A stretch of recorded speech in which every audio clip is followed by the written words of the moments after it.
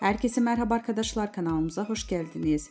Mert Ramazan Demir'in doktor abisi sosyal medyada gündem oldu. Afra Saraçoğlu ile birlikte bir dargın bir barışık ikili son olarak Mert Ramazan Demir özel hayatı ile adından çokça söz ettiriyor. 28 yaşındaki Mert Ramazan Demir'in ailesi ve sosyal medyası çok merak ediliyor.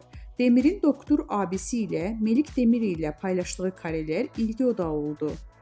Afra Saraçoğlu ile yaşadığı çalkantılı aşkla gündeme düşen Mert Ramazan Demir, özel hayatı kadar ailesi de merak konusu. Ünlü oyuncunun doktor abisi Melik Demir ile verdiği pozlar sosyal medyanın ilgi odağı oldu. Son dönemde en konuşulan çiftlerden biri olan ünlü oyuncuların dizi ile birlikte ilişkileri de bitti. Öte yandan başarılı oyuncu Mert Ramazan Demir'in Melik Demir dışında 3 erkek kardeşi daha bulunuyor.